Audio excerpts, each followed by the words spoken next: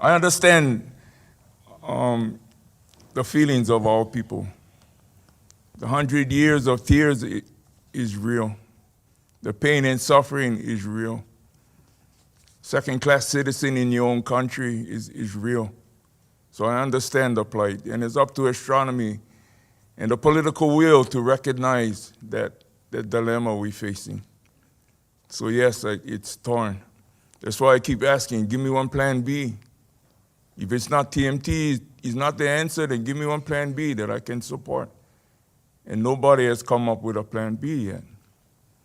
So until that time, I'm going to ride that horse.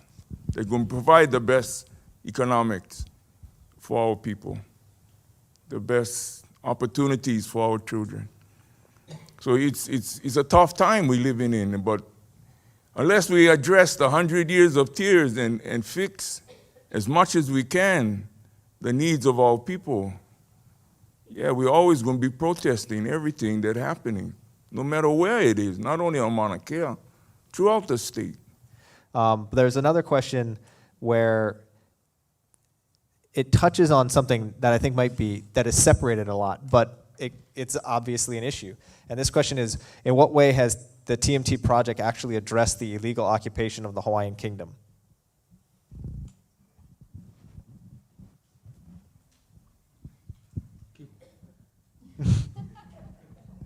Is that a legal question? Well, yes, technically. There's a lot of angles there, which I am not going to speak on. That's why you're up here on the panel. It's to a great extent the red herring.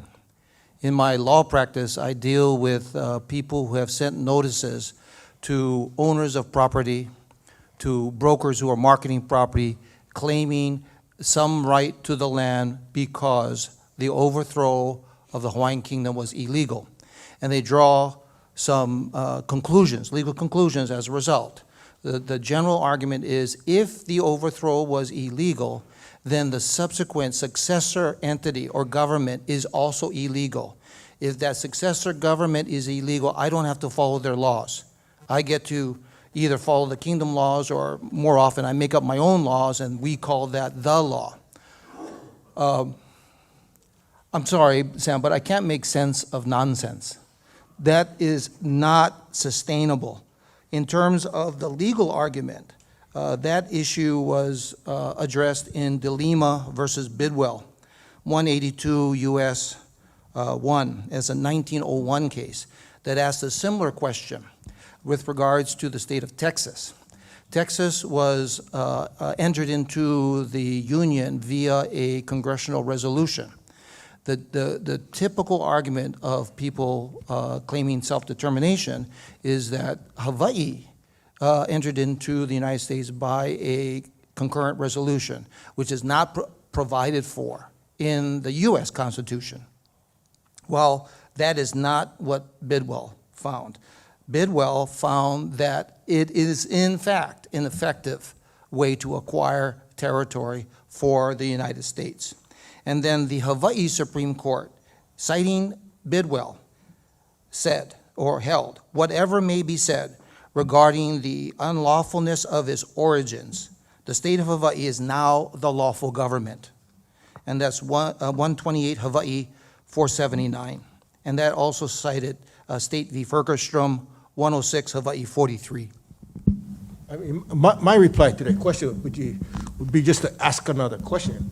Why does TMT have to, what was that question? So, yeah, done to address the illegal occupation. Yeah, why is TMT responsible for addressing the overthrow of the Hawaiian government? So, I was going to say the same thing. I mean, if we're going to hold that as some standard for putting up a building, then we better think about that for the rest of the state. I mean, building a house, anything, right?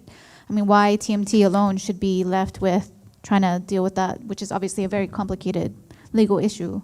No, actually, your answer and KALEPA's is better than mine. The use of lawyers.